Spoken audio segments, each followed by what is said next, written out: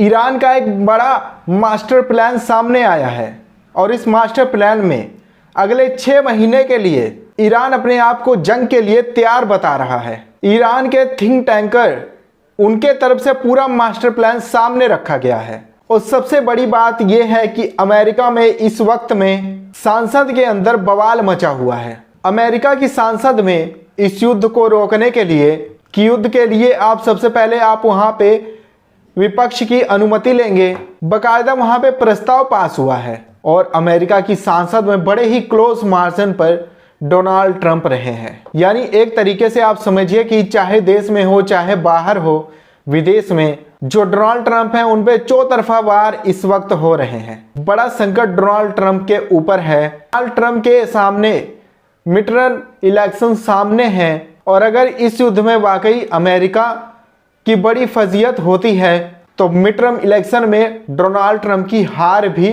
लगभग तय है। और आपको बता दूं, स्पेन ने साफ कह दिया है कि हम इस युद्ध में अमेरिका के साथ बिल्कुल भी नहीं हैं और युद्ध के लिए उन्होंने सीधे तौर पर नो यानी मना कर दिया है। जर्मनी को छोड़ के बाकी ऐसा कोई मुल्क नहीं है जो अमेरिका के साथ युद्ध में उनके साथ खड़ा होने के लिए तैयार हो। कुल मिला के अमेरिका और इजराइल और खाड़ी देशों की मजबूरी है, कुल मिलाकर वो भी इस युद्ध में उनके साथ आना नहीं चाहते हैं। और ऐसे में अगर ये जंग लंबी चलती है तो फिर क्या होगा, ये बहुत बड़ा सवाल है। और इसी को लेकर के कि अगर ये जंग लंबी चलती है तो इसको लेकर के ईरान के पास में क्या प्लान है, इस पर एक विस्तार से रिपोर्ट निकल करके सामने आई है। इसमें एक हामिद रेजा हैं जो कि ईरान के थिंक टैंक डिप्लोमेटिक प्रेसिडेंट हैं और इनकी तरफ से ही विस्तार से हर चीज का जवाब दिया गया है। मिसाइलों को लेकर भी जवाब दिया गया है कि अभी हम अमेरिका में किस मिसाइलों से हमला कर रहे हैं, कौन सी मिसाइलें हमारे पास बाकी हैं, रडार सिस्टम को लेकर के, डिफेंस सिस्टम को लेकर के, भारत को लेकर के, इजराइल को लेकर के और अरब देशों को लेकर के हर सवाल का जवाब जो है मैं आपको इस वीडियो के अंदर बताने जा रहा हूं। बड़ी खबर यह है कि अमेरिका में डोनाल्ड ट्रंप जो है उनके लिए बड़ी मुसीबत है।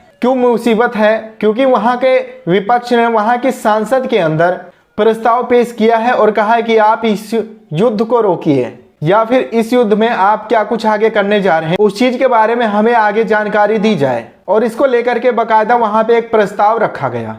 प्रस्ताव पे वोटिंग हुई और वोटिंग में जो आंकड़े निकल के आए, जो नतीजे निकल कर आए हैं वो बेहद ही चौंकाने वाले हैं। इस प्रस्ताव में 53 वोट ट्रंप के फेवर में गए हैं और 47 वोट ट्रंप के फेवर में नहीं गए हैं, ट्रंप के अगेंस्ट गए हैं। यानी कि 47 अगेंस्ट में और 53 उनके पक्ष में। कोई बहुत ज्यादा अंतर नहीं है, ये कोई बहुत बड़ा अंतर भी नहीं है, ये केवल 5-6 सांसदों का अंतर है, 5 से 6 वोटों का ही अंतर है। और ये डोनाल्ड ट्रंप के लिए एक तरीके से खतरे की घंटी भी बज चुकी है कि उनके ही देश में उनको समर्थन नहीं मिल रहा है। मैंने आपको 3 रोज पहले एक रिपोर्ट दिखाई थी जिसमें CNN का सर्वे था और CNN के सर्वे में कहा गया था कि करीब 60 अमेरिकी वह इस जंग को चाहते ही नहीं है। अमेरिका के लोग वे एक नई लड़ाई में जाना ही नहीं चाहते।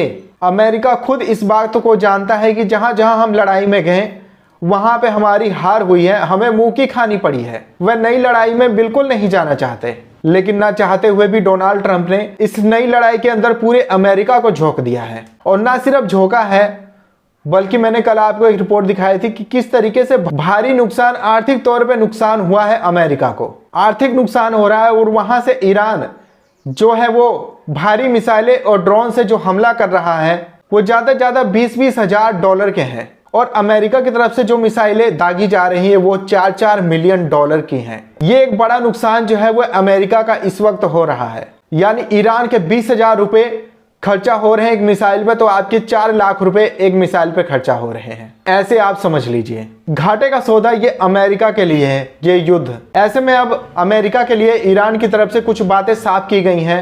ईरान में थिंक टैंक के डायरेक्टर हैं, डिप्लोमेटिक डायरेक्टर हैं जो हैं हामिद रेजा। इन्होंने कहा है कि ईरान ने है जो 6 महीने की जंग की तैयारी कर रखी है। अमेरिकी नेवी अभी से पीछे हटने लगा है और अभी इस वक्त ईरान अपनी पुराने मिसाइलें ही यूज कर रहा है, इस्तेमाल कर रहा है। मॉडर्न मिसाइलें तो अभी ईरान के पास बाकी हैं। ये बयान जो है ये उनकी तरफ से कहा गया है। और ये एक तरीके से मुझे लग रहा है कि ये अंडरलाइन करने वाली बात है कि अभी हम पुरानी मिसाइलों का इस्तेमाल कर रहे हैं, कि अभी नई और मॉडर्न मिसाइलें वो हमारी अभी बाकी हैं। और अभी 6 महीने की हमारी लंबी तैयारी है इस युद्ध के लिए। 6 महीने अमेरिका नहीं टिक पाएगा, क्योंकि अमेरिका ने सीधी लड़ाई कहीं नहीं लड़ी है अभी तक, और सीधी लड़ाई अमेरिका लड़ भी नहीं सकता है। और ऐसे में सीधे तौर पर ईरान ने अमेरिकी एयरबेस पर अरब देशों के ऊपर हमला करके उसे सीधी लड़ाई में झोंक दिया है। तो अब अमेरिका के लिए करो या तो फिर मरो की बात आ गई है, और बीच का रास्ता अमेरिका के पास कोई है नहीं। जून की जंग में जिन जगहों को हामिद रजा आके कहते हैं, जिन जगहों को टारगेट किया गया था, इस बार ठीक वही लोकेशन टारगेट की गई है। इजराइल के पास में पुराना डाटाबेस है, अब भी इजराइल पुराने ठिकाने पर ही हमला कर रहा है, जबकि पुरानी जगहों को पहले ही खाली कर दिया गया था। हमने अपने दफ्तर कहीं और अंडरग्राउंड शिफ्ट कर दिए हैं। इस वक्त में इजराइल पुराना डेटा लेकर के बैठा हुआ है, उसी डेटा के जरिए ईरान पे हमला कर रहा है। इसका बड़ा उदाहरण मैं आपको बताता हूँ। ये तस्वीर, ये वीडियो आप देखिए। ये तस्वीर जो हमने आपको पहले दिखाई थी, जिसमें इजराइल की तरफ से दावा किया गया था कि हमने ईरान के 88 लीडर मार दिए, 88 लीडर्स ईरान के मार दिए हैं। और युद्ध के अंदर सबसे जरूरी है कि जब भी कोई खबर आती है तो उस पर थोड़ा रुक करके विश्वास किया जाए। 88 लीडर उन्होंने कहा कि हमने मार दिए हैं। इस बिल्डिंग के अंदर बैठक हो रही थी, नए सुप्रीम लीडर को चुनने की बैठक हो रही थी, और इस पे हमने अटैक किया और पूरी बिल्डिंग को जो है वह खत्म कर दिया। उस वक्त भी ईरान ने इसका खंडन किया था और कहा था कि भाई ये पुरानी बिल्डिंग है और इस पुरानी बिल्डिंग को अब हम बैठक के लिए इस्तेमाल नहीं करते हैं। तो अमेरिका को इजराइल चाहिए। इजराइल का इस वक्त में बड़ा नुकसान नहीं है, अमेरिका का इस वक्त में बड़ा नुकसान है। बड़ा नुकसान इस वक्त इन अरब देशों को है। बड़ा नुकसान इस वजह से कि आपने इतना पैसा इन्वेस्ट किया और आज आपकी स्थिति क्या है। बड़ा नुकसान अरब देशों का भी है कि आपने अमेरिका के लिए अपने घुटने टिका दिए, लेकिन अमेरिका क्या कर रहा है, और अब युद्ध के मौके पर वे युद्ध छोड़ के भाग रहा है, एडवाइजरी जारी कर रहा है कि वहां से निकल जाओ, छोड़ दो। ये स्थिति इस वक्त अमेरिका की बनी हुई है। बहरहाल मेरी नज़र इस वक्त न्यूज़ पे बनी हुई है, तो जो भी अपडेट निकल के आएगी हम आपको टाइम टू टाइम बताते रहेंगे। इस युद्ध को लेके, इस सब मामले को लेकर आप क्या सोचते हैं नीचे कमेंट बॉक्स में जरूर बताइएगा।